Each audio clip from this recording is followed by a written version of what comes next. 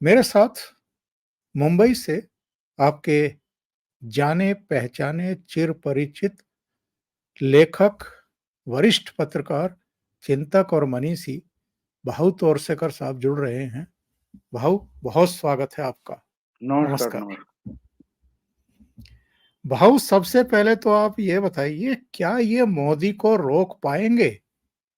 क्या इनमें वो कहीं भी आपको क्षमता दिखाई दे रही है, संकल्प दिखाई दे रहा है या वो सारे तत्व के आपके पक्ष में कहीं कोई लहर है, नहीं है? जनता का विश्वास आपके प्रति है या नहीं है?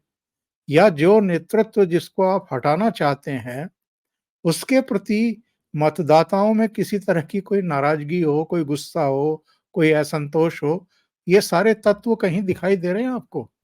नहीं, पहली बात तो ये रोकना चाहते या हराना चाहते, वो कौन है उसका ही इनको पता नहीं है। मैं बात बोलता हूँ ना कि कहीं बड़ा कुछ हुआ है, तो भाई बहुत बड़ी स्पीड से ट्रेन आ रही है, तो उसको रोकना है। तो आपको पता है कि भाई दक्षिण की ओर से एक ट्रेन आ रही है और यहाँ कोई कार, बस अटकी हुई है ट्रैक पर, तो उस ट्रेन को रोकना है। तो वो ट्रेन कहाँ से आ रही है? ट्रेन आ रही है या और कुछ आ रहा है, इसका पता तो होना चाहिए। मुझे नहीं लगता कि इनको ये किससे लड़ रहे हैं इसका ही पता है। और ये मेरी आज की बात नहीं है, आपको याद होगा तो मैंने जयपुर में हमारा जो जयपुर डायलॉग्स का प्रोग्राम हुआ था एनुअल, तो उसमें ही बोल दिया था कि ये इकट्ठा हुए, लेकिन क्यों हुए उसका पता नहीं है उनको। हर कोई अपने अपने तरीके से मोदी को रोकना चाहते हैं, लेकिन इनमें से एक भी ऐसा नहीं है कि मोदी क्या है। एक मोदी प्रधानमंत्री है, मोदी बीजेपी के सर्वोच्च नेता है, बीजेपी एक पार्टी है, उनकी एक एनडीए नाम की अलायंस है, वो कैसे लड़ने वाली है, किस ढंग से चुनाव लड़ती है, इनको कुछ भी पता नहीं। एक कल्पना है, एक कल्पना है कि हमको मोदी को रोकना है बस। भैया कैसे रोकोगे? आप रोकोगे मतलब आपके लिए जनता ने वोट देकर रोकना है। अब जनता का मूड क्या है हमें पता नहीं है, बस हम रोकना चाहते। एक बात ये, दूसरी बात ये कि अगर आप इकट्ठे आकर रोकना चाहते हो तो आपका कोई ज्वाइंट निवेदन, घोषणा पत्र वगैरह कुछ नहीं है। अपने अपने तरीके से हर कोई, जैसे देखो ट्रेन में लोग, यहाँ से दिल्ली जाने वाली ट्रेन में लोग बैठ जाते हैं, कुछ बड़ौदा उतर जाते हैं, कोई कोटा उतर जाता है, कोई रतलाम उतर जाता है, उसकी जगह दूसरा आकर बैठता है। इस ढंग से इकट्ठा नहीं, एक ट्रेन में आप, बस में आप इकट्ठा बैठे हो, इसका मतलब आप एक ग्रुप नहीं होते, आप अलग अलग पैसेंजर हो। आपका जो गंतव्य स्थान है वो अलग अलग है, आप वहां क्यों जाना चाहते वो आपका अलग अलग टारगेट है। तो ऐसा कुछ भी नहीं है।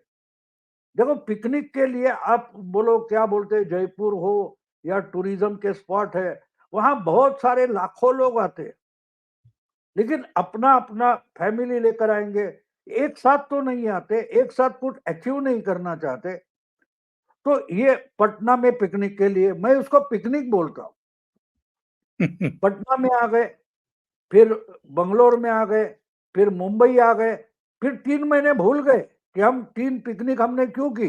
तो बोले चलो चौथी पिकनिक हम दिल्ली में करते हैं, तो दिल्ली में आ गए। मतलब क्या है? मतलब क्या, आप इकट्ठा लड़ना चाहते हो तो इकट्ठा लड़के दिखाओ। पहले मतदाता को दिखा दो यार कि हम इकट्ठा आकर सामने वाले को हराने वाले हैं। आप इकट्ठा रहेंगे इसकी गारंटी क्या है? गारंटी, ये शब्द आजकल बड़ा ये हो गया, पासवर्ड बन गए। तो आप मोदी तो अगले 5 साल में क्या करूंगा इसकी गारंटी दे रहे हैं, आम आदमी के लिए हर एक इंसान के जिंदगी में क्या करूंगा ये गारंटी दे रहे। ये हम इकट्ठा रहेंगे इसकी भी गारंटी नहीं दे पा रहे, ना कि सीट के बंटवारे की गारंटी दे पा रहे। तो लोग आप पर भरोसा कैसे करें? मत, कोई भी आपको वोट देने वाला है तो उसको कम से कम उसकी गारंटी चाहिए कि मैंने इनको वोट दे दिया तो ये आगे चलकर वैसे ही बर्ताव करेंगे जैसे इन्होंने चुनाव के प्रचार सभा में बोला था, उसकी कोई गारंटी नहीं है। तो इसलिए मैं बोलता हूं कि ये जो कुछ हुआ था, वो एक बात होती है ना, एक लड़का एक लड़की कहीं ना कहीं मिलते हैं, एक दूसरे को पसंद करते हैं, फिर बोलते हैं कि चलो अकेले में मिलेंगे। तो कई क्या बोलते, कुतुब मीनार को घूमने गए, इकट्ठे से बात की, फिर उठकर ताजमहल गए वगैरह वगैरह। लेकिन वहां जाकर आइसक्रीम खाया, चाट खाया, ये वो सब करके तू अपने घर जा, मैं अपने घर जाता हूँ, इसको प्यार करना बोलते हैं। आगे जाकर आप शादी करोगे तो जो जिम्मेदारी आती है ये उठाने के लिए कोई राजी नहीं है। तो ये एक दूसरे के प्यार में बिल्कुल पागल है, मैं मानता हूँ, मैं मानता हूँ कि एक दूसरे के प्यार में है, लेकिन घर बसाना नहीं चाहते। और समाज देखता है कि अगर कोई लड़की है, मेरी लड़की हो, आपकी लड़की हो, दूसरे किसी का लड़का हो, ये मिलते हैं तो हम क्या देखते हैं कि भाई ठीक है, एक दूसरे को पसंद करते हो, आगे चलकर क्या इरादा है, घर बसाओगे, शादी करोगे, ये पूछा जाएगा ना। तो वोटर आपका पेरेंट है, वो आप प्यार में हो, बहुत प्यार में पागल हो गए हो, ये बोलना ठीक है, वो बोलेंगे आगे चलकर क्या करोगे, लड़का क्या काम करता है, आगे चलकर शादी करोगे तो साथ में रहने के लिए जगह है कि नहीं, घर का सामान है कि नहीं, आय कहां से होगी, ये हम देखते हैं ना। तो आम जनता ही, सब पार्टी जो होती है, राजनीतिक दल, उनका पेरेंट होता है। वो देखना चाहेगा कि भाई आगे चलकर शादी करोगे या फिर चाट खाओगे और आइसक्रीम खाओगे या किसी चाइनीज में जाकर खा के वापस आ जाओगे, उसको मंजूरी नहीं दी जाती। वोट का मतलब वो होता है। मैं पॉलिटिकल लैंग्वेज में नहीं बोलता, मैं जिंदगी में अनुभव करते हैं ऐसी भाषा में बोलता हूं। तो मेरे लिए बिल्कुल सीधी सादी बात है कि ये पिकनिक मना रहे, ये भविष्य की बात करते ही नहीं है। और वैसे तो आपको मालूम है, जब प्यार में कोई पागल होता है तो बोलते हैं तेरे लिए तो मैं ताजमहल बना दूंगा, घर घर की या फ्लैट की बात क्या कर रही, बंगले की, मैं तो ताजमहल बना दूंगा। दूसरे बोलते क्या मैं चांद तारे तोड़ लाऊंगा। वो बोलना आसान होता है, क्योंकि जिंदगी कविता नहीं होती, जिंदगी कविता नहीं होती, जिंदगी वास्तविकता होती है। और वोटर भी वो देखता है कि इसमें वास्तविकता कितनी है। आइडियोलॉजी, किताबें पढ़ना बहुत अच्छा होता है, लेकिन किताब की बात, किताब की थियोरी वास्तव में लाना बहुत मुश्किल होता है। और इसलिए मुझे ऐसी कोई संभावना नहीं दिखाई दे रही। और जिस ढंग से अमेठी और रायबरेली तक के बारे में गांधी परिवार निर्णय नहीं कर पा रहा है, तो वो खुद ही भाग गए, तो क्या होने वाला है इस पर क्या बोलते, कि चर्चा तो 400 पार होगा कि नहीं, इस पर ही चल रही है। बिल्कुल, बिल्कुल। और डेमोक्रेसी धोखे में। अरे वो दो लड़के बगीचे में बैठते, लड़का और लड़की, उसको जाकर कोई चार लोग भगाते, क्या कर रहे हो, संस्कृति डूब रही है, धर्म डूब रहा है, बोलने वाला एक दूसरा टोला भी होता है ना। हाँ, बिल्कुल। तो इससे ज्यादा क्या है, इससे ज्यादा क्या है। आप बोल रहे हो कि लोकतंत्र डूब रहा है, संविधान धोखे में है। क्या है संविधान, कभी सोचा आपने? ये संविधान हो, कानून का राज हो, ये आपके चोचले हैं। आम आदमी के जिंदगी में कानून क्या होता है, जो अनुभव आम आदमी करता है कानून का और केजरीवाल करता है, इसमें फर्क है ना। हमको अगर ईडी का या किसी का समन्स है, हम झक मार के उधर पहुंच जाते हैं। क्यों केजरीवाल नाटक कर रहा है?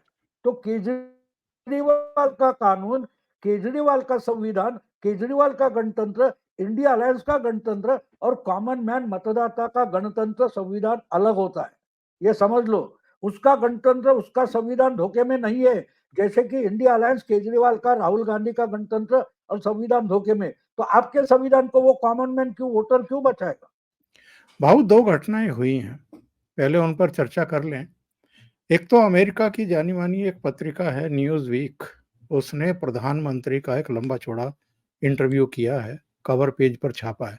मैं इसको भी ज़्यादा महत्व देने को तैयार नहीं कि अमेरिका की कोई मैगज़ीन या लंदन का कोई अखबार या वॉशिंगटन पोस्ट या न्यूयॉर्क टाइम्स क्या छापते हैं और क्या नहीं छापते हैं, उनको लेकर के हम परसेप्शन नहीं क्रिएट करना चाहते। लेकिन एक और घटना हुई है।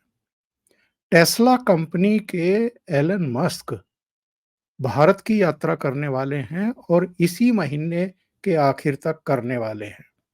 ऐसे समय जबकि चुनाव की प्रक्रिया चल रही है, या तो एलन मस्क जो है वो जून के सेकंड वीक तक या सेकंड पखवाड़े तक अपनी यात्रा टाल सकते थे, या जुलाई में आ सकते थे, अगस्त में आ सकते थे। इतना भरोसा कि बीच चुनाव में आकर के वो प्रधानमंत्री नरेंद्र मोदी से मिलने वाले हैं और एक बड़ी कंपनी की स्थापना भारत में करने का ऐलान करने वाले हैं। ये क्या शो करता है? बिल्कुल, देखिए ना, वही तो बोलता हूँ, इसी को तो मोदी की गारंटी बोलते हैं। इसी को तो मोदी की गारंटी बोलते हैं ना। एक अमेरिका का अरबपति जो बहुत सारे अमीर लोगों में पहले 2-4 में होता है, वो आता है कि मैं इतना पैसा डालने के लिए तैयार हूँ, मैं मेरी पूंजी यहाँ लगा दूंगा, सबसे बड़ी कंपनी बनाऊंगा। तो वो मानता है कि मोदी है तो मुमकिन है, मोदी की गारंटी है। दूसरी बात आपको बोल दूं, दूसरी बात, ये कांग्रेस के प्रवक्ता अपना घर बार छोड़कर बीजेपी में आ रहे हैं। हमारे यहाँ 1.5 साल हो गया, शिवसेना या शरद पवार की पार्टी टूटी, उसके एमएलए अपनी विधायिका जाने की धोखा लेकर यहाँ आ गए। किस पर आ गए? मोदी की गारंटी। अरे वो अगर गारंटी दे रहे हैं, ऐसी गारंटी राहुल गांधी के पास है। ये कल परसों मुझे लगता है नवभारत टाइम्स नाव का चैनल जो है, उन्होंने एक वीडियो मैंने देखा उनका, तो न्याय यात्रा, भारत जुड़ेगा यात्रा, उसमें जो ट्रक गए थे उनका भाड़ा तक नहीं दिया है। वो हाँ, उनका आंदोलन पेमेंट करने नहीं हुआ। दिल्ली कहीं बैठ गए, तो उनका न्याय कौन करेगा? आप भारत जोड़ो न्याय यात्रा में जो लोग शामिल हुए, उनसे ही न्याय कर नहीं पा रहे, तो आप आम जनता से क्या न्याय करोगे? मतलब ये है कि इसलिए लोगों को गारंटी है, और लोगों की गारंटी पर इलन मस्क गारंटी समझता है। वो मोदी पर नहीं भरोसा कर रहा है। मोदी पर जनता भरोसा करती है, इसलिए एलन मस्क जैसे उद्योगपति मोदी पर भरोसा कर रहे, और इसी का नाम मोदी की गारंटी है। ये बाकी जुमलेबाजी वगैरह बोलना ठीक है, अच्छा लगता है टाइम पास करने के लिए। चैनल को भी 24 घंटा कुछ ना कुछ रट लगानी है, तो इधर उधर के शब्द घुमाने पड़ते हैं, वो चलेगा। लेकिन आपने जो बोला एलन मस्क का, वो मोदी की गारंटी का मतलब समझाता है। अमेरिका में भाऊ, बैठा एक उद्योगपति अपने करोड़ों डॉलर्स भारत में लगाना चाहता है, क्योंकि उसको विश्वास है कि मोदी की गारंटी मतलब गारंटी पूरी होने की भी गारंटी। बिल्कुल सही कह रहे हैं आप। एक घटना और हुई है इस बीच, और मैं एक आंकड़े के साथ वो कोट उदाहरण करना चाहता हूँ। पिछली बार 2019 में कांग्रेस पार्टी 543 में से 300, इस बार 320 सीटों पर लड़ रही है। पिछली बार 400 कुछ सीटों पर लड़ी थी, और जो 200 सीट ऐसी मानी जाती हैं जहां पर कांग्रेस और बीजेपी का आपस में ही मुकाबला है, किसी थर्ड सीधा फोर्स मुकाबला। का वहां पर कोई मतलब नहीं है। इन 190 सीटों में से भारतीय जनता पार्टी ने 92 के स्ट्राइक रेट से 175 सीटें जीत ली थी, और कांग्रेस पार्टी केवल 15 सीट जीत पाई थी। अभी प्रशांत किशोर का एक बयान आपने भी देखा होगा भाऊ, मैं उनके बयान पर आपकी टिप्पणी चाहता हूं। उन्होंने राहुल गांधी को सलाह दी कि आप राजनीति से दूर हो जाइए कुछ समय के लिए, आप ब्रेक ले लीजिए। आपकी मम्मी ने भी 1991 में आपके पिताजी की अचानक डेथ के बाद जो है राजनीति से अपने आप को अलग कर लिया था, और उसका नतीजा भी देश ने देखा कि पीवी नरसिम्हा राव की सरकार रही 5 साल, और आर्थिक सुधार हुए और उदारीकरण का दौर शुरू हुआ। जो देश चंद्रशेखर और वीपी सिंह की वजह से बर्बादी के कगार पर था आर्थिक तौर पर, वो थोड़ा सा ठीक ट्रैक पर आ गया। तो आप थोड़ा सा ब्रेक ले लीजिए। पीके ने ये जो सलाह दी है, ये कुछ देख करके ही सलाह दी होगी राहुल गांधी को? नहीं नहीं, उन्होंने कांग्रेस पार्टी बचाने के लिए सलाह दे दी कि आप हट जाए तो भी कांग्रेस थोड़ी संवर सकती है। अरे आपको कांग्रेस का नुकसान करना है तो कांग्रेस के जेब में कुछ पैसा भी चाहिए ना। तो आप 1-2 साल के लिए हट जाओ, कांग्रेस को अपना जो जड़ें है वो पक्की करने दो, फिर से उखाड़ना शुरू करो। कांग्रेस की जड़ें उखाड़ने के लिए बची ही नहीं है। आप समझ लो पीके क्या समझा रहे। आप कांग्रेस का नुकसान करना चाहते हो, ठीक है, कोई बात नहीं। एक बेटा अगर बाप का पैसा उड़ा रहा है तो उसको कम से कम ये देखना पड़ेगा ना कि बाप की कमाई तो चलती रहे। कांग्रेस पार्टी राहुल गांधी के लिए बाप है पैसा उड़ाने के लिए। अगर कांग्रेस पार्टी की कोई विश्वासार्हता बची नहीं तो राहुल गांधी कहां से बचेंगे। कांग्रेस नाम की नैया में राहुल गांधी बैठे हैं तो पीके बोल रहा है यार कम से कम अपनी जो नैया है वो डूबे नहीं, इसके लिए तो हट जाओ, दूसरे के हाथ में उसका जो चलाना है वो दे दो, वो संभलेगा, फिर एक बार डुबाने की कोशिश करो। लेकिन अगर नैया डूबेगी तो तुम भी डूबने वाले हो। तो नौका चलाने, नैया चलाने से थोड़ा आराम कर लो, दूसरे के हाथ में दे दो नैया, वो थोड़ा संवरेगा, संभालेगा, फिर डुबाने की कार्यक्रम शुरू करो, कोई बात नहीं। अगले 3 साल तुम्हारे लिए है डुबाने के लिए, फिर कोई बचाने की कोशिश करेगा, उसके हाथ में सौंप दो। तो पीके का कहने का मतलब समझा, वो देश के बारे में नहीं, कांग्रेस के बारे में बोल रहे। अगर कांग्रेस बचेगी तो गांधी परिवार या राहुल गांधी बचा रहेगा, उनका एग्जिस्टेंस टिका रहेगा। अब सिचुएशन कांग्रेस की नहीं है, कांग्रेस रहेगी तो गांधी परिवार रहेगा।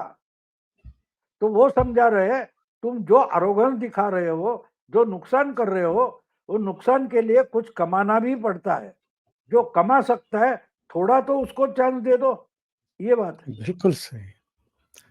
भाव 4 स्टेट की मैं बात करना चाहता हूं और ये चारों ही बेहद महत्वपूर्ण स्टेट हैं। एक तो उत्तर प्रदेश 2014 में भी और 2019 में भी निर्णायक जनादेश मिला था मोदी को और उसी की वजह से दोनों बार पूर्ण बहुमत की सरकार वो बनाने में कामयाब रहे। 2019 की भी बात करें तो जो विपक्षी दल थे उनके हिस्से में कुल 16 सीटें आई थी।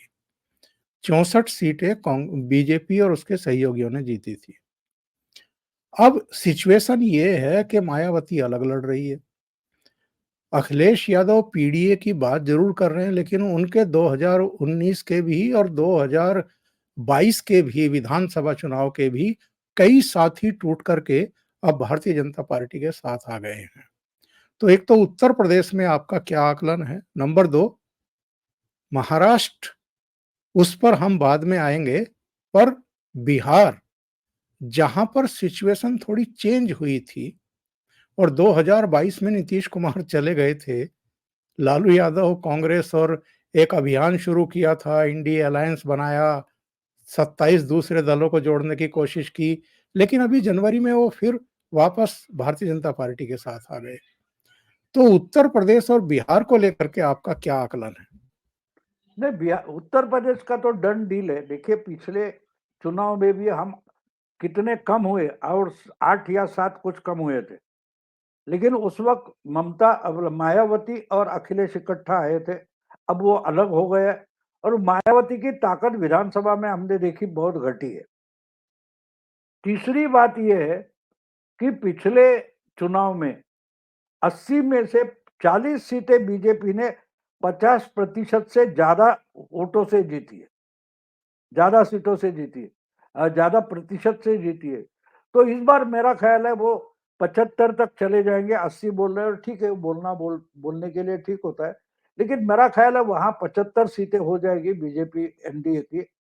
और इसमें जो 2019 में आरजेडी का सुपड़ा साफ हुआ था, तो शायद 4-5 सीटें इंडिया अलायंस को बिहार में मिल सकती है, जो ज्यादा से ज्यादा ने, मेरा ख्याल है सबकी सब 4-5 सीटें आरजेडी की होगी, आरजेडी की होगी। क्योंकि नीतीश ने लगातार दूसरी बार जो बचकाना हरकत की है उसका खामियाजा उनको भुगतना पड़ेगा। अगर एनडीए की सीटें कम होती है तो क्या बोलते हैं, इसके कारण होगी, नीतीश के कारण होगी, क्योंकि नीतीश कुमार इस चुनाव के बाद खत्म हो जाएंगे। बचेंगे तो उनकी ही पार्टी के लोग बगावत कर देंगे, इनको हटाएंगे। तो बहुत बड़ा नुकसान बिहार में, एक 4-5-6 सीट कम हो जाती है तो यूपी में वो लेवल कर लेंगे। बंगाल में मेरा ख्याल है कि 30 के आगे सीटें रहेगी बीजेपी की। मुझे लगता है 25 से 30 तो लाएंगे बंगाल में। और ममता जितनी डरी हुई हम देखते हैं, यहाँ तो शरद पवार भी डरे हुए हम देख रहे। तो मेरा ख्याल है, मैंने तो किताब भी लिखी है उस पर, और 8 महीने पहले से मेरा आंकड़ा फिक्स है, 325 से 350 तक हो जाएगा बीजेपी। और एनडीए मिलाकर शायद 400 नहीं हो गए, ऐसा मेरा ख्याल है। 400 हो सकते हैं, नहीं भी हो सकते हैं, लेकिन बीजेपी 325 से 350 तक जाएगी, क्योंकि लड़ने वाला सामने कोई नहीं है।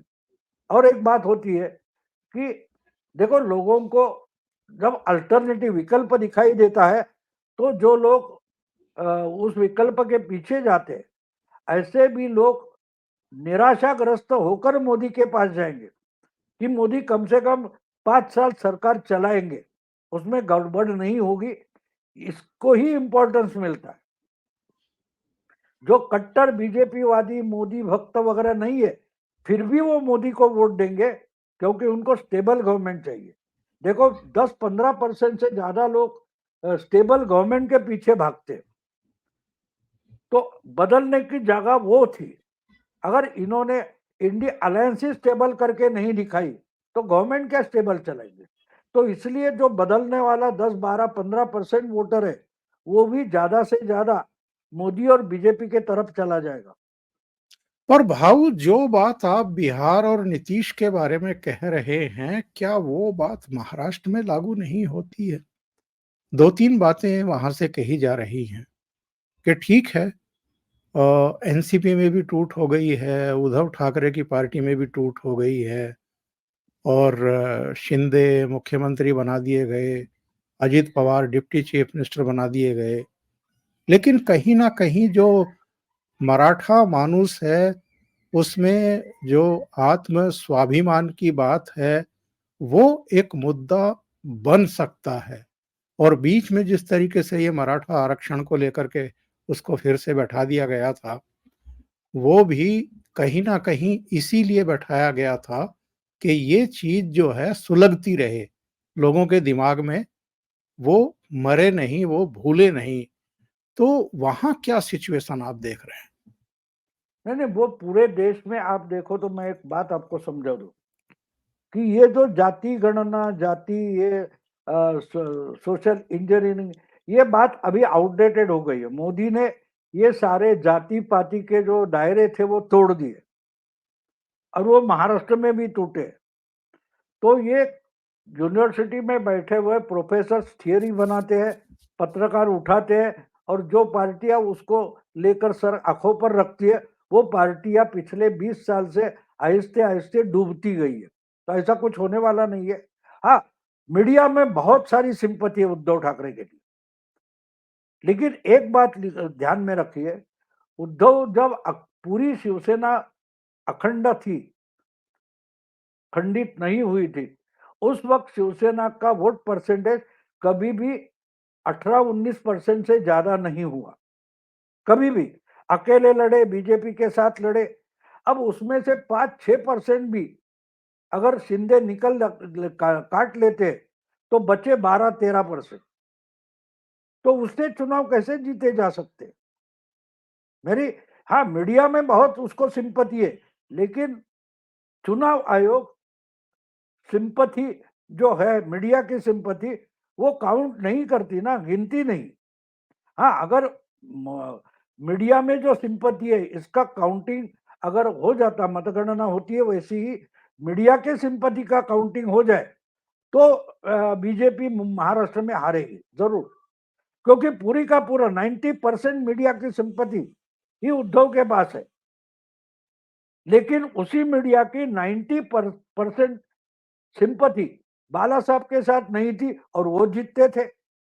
यानी ये सबसे बड़ा सबूत है, निकष है कि मीडिया की सिंपैथी जिसके तरफ होती है वो बुरी तरह से हारता है, और मीडिया जिसके पूरा का पूरा खिलाफ होता है वो अच्छी तरह से जीत जाता है।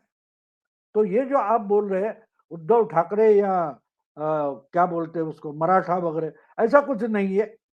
देखो यही बात पटेल रिजर्वेशन के लिए थी, यही जाट रिजर्वेशन के लिए थी, यही बात गुज्जर रिजर्वेशन के लिए थी। चुनाव में उसका परिणाम कहीं नहीं देखा हमने। तो महाराष्ट्र में क्यों होने लगा?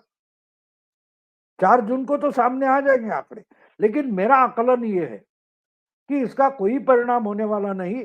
ये मीडिया में जो सिंपैथी है वो जरूर है, लेकिन वो अपना अपना एजेंडा लेकर, देखो महाराष्ट्र की मीडिया हमेशा शिवसेना के खिलाफ रही, लेकिन जबकि शिवसेना बीजेपी के खिलाफ गई तो पूरा का पूरा मराठी मीडिया जो है, सेक्युलर मीडिया मुंबई का, महाराष्ट्र का, वो एकदम उद्धव के समर्थन में आ गया।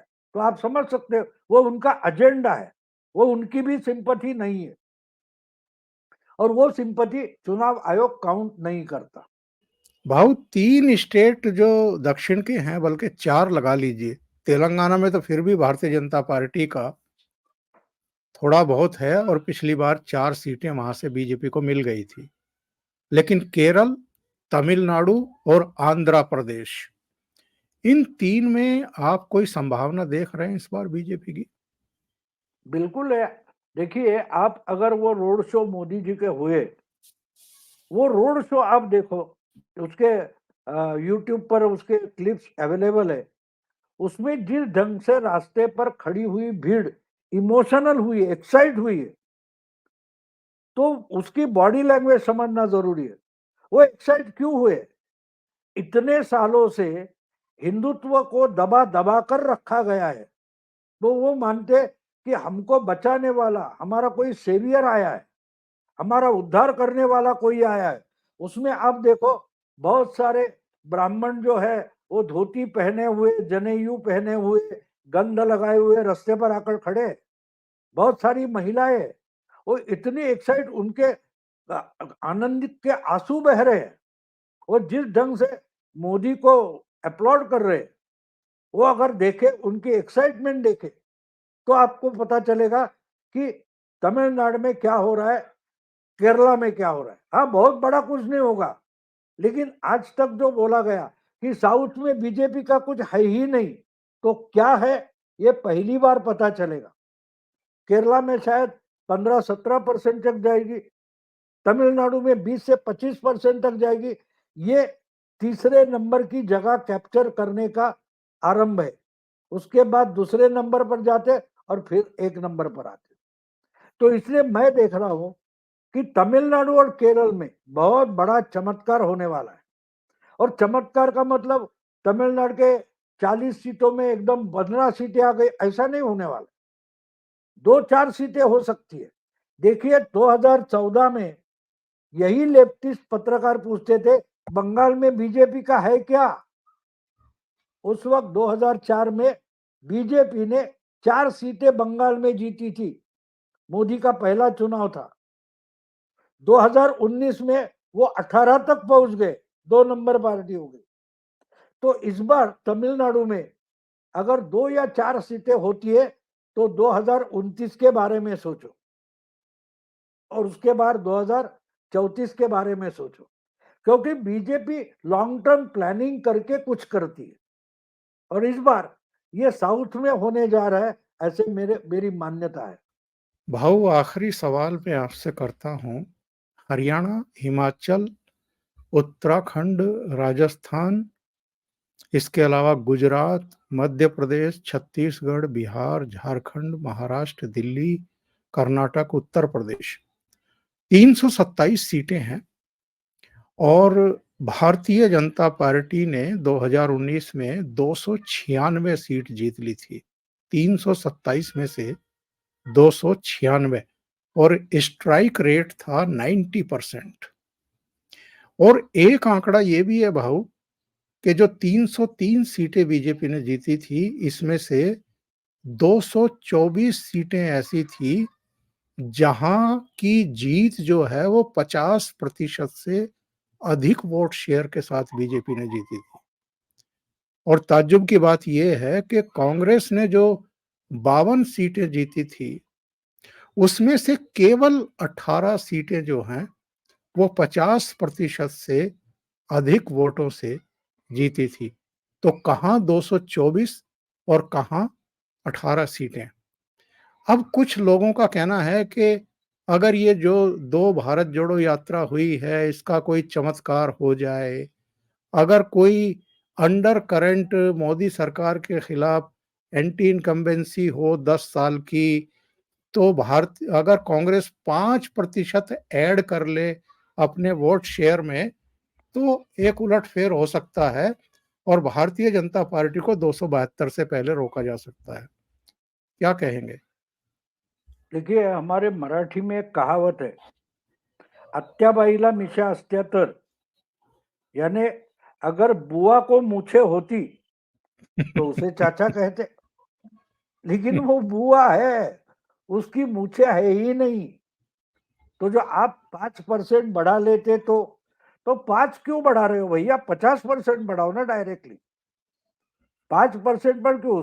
क्या बोलते हैं उसको संस्कृत में, वचने किम दरिद्रता, बोलना ही है तो कम क्यों बोल रहे हो? और बढ़ा के बोलो, 25 बोलो, 40 बोलो। 5% क्या आसान लगता है इनको? आसान लगता है? अब आपने जो आंकड़े बोले उसमें थोड़ा मैं अल्टर कर लेता हूं। 303 सीटें इन्होंने जीत ली। आपको मालूम है 2 नंबर से कितनी सीटें हारी थी? 2 नंबर से बीजेपी 72 सीटें हारी। इकट्ठा कर लो कितने होते? 375 सीटें 2019 में बीजेपी 1 या 2 नंबर पर थी। और तीसरे नंबर पर जो और सीटें थी, कुछ मिलाकर 85-90 थी। तो दूसरे और तीसरे नंबर की 160 सीटें हैं जिस पर बीजेपी पिछले 2 साल से काम कर रही है। तो मुझे बोलिए कि अगर वो काम अच्छा हुआ है और 2 नंबर को 1 नंबर पर लाना, और आपने बोला 224 से आगे जो 70 सीटें 50% से कम से जीते हैं, उन पर वो सब जगह पर 50% से ज्यादा वोट लागने की कोशिश में पिछले 2 साल से। तो मोदी ने मजाक में 370 नहीं बोला है। 370 धारा और 370 सीटें, उसका कोई मिलाप नहीं है। लेकिन मजाक उड़ाया जाए और उसको सीरियसली ना ले, इसीलिए तो 370 धारा से 370 सीट जोड़ी, वरना 1 या 2 नंबर की सीटें 375 है। और उसमें अगर 3 नंबर की मिलाई जाए तो कितने होते देखो, बिल्कुल। 450 से ऊपर, 450 से सीटें जाती है। मतलब ये कितने लंबे से काम कर लेते। बीजेपी का चुनाव लड़ने का तरीका आप समझ लो कि हमने 224 सीटें 50% से ज्यादा वोटे से जीती है। ये इन्होंने 2019 के बाद कभी भी बोला नहीं था, ये अभी अभी सामने आया है। क्यों आया है? क्योंकि उन्होंने इतने 50% से ज्यादा वोट क्यों मिले, इसका भी आत्म परीक्षण किया है। बीजेपी में चुनाव जीते या हारे तो भी आत्म परीक्षण होता है, और जीते तो क्यों जीते, इतने वोट क्यों मिले, इसका भी अभ्यास करते हैं। और कम हुए तो क्यों हुए। तो इसलिए ये कंटिन्यूस प्रोसेस में है, कंटिन्यूस प्रोसेस में। भाई अभी परीक्षा आ गई तो 2 महीने रात रात जाग कर स्टडी करेंगे, ऐसी इनकी बात नहीं है। तो इसलिए जो 370 या 400 के आंकड़े हमें अजीब लगते हैं, वो हमारे लिए अजीब है, क्योंकि वो अभ्यास हमने नहीं किया, ना कि उसकी तैयारी के लिए शुरुआत की।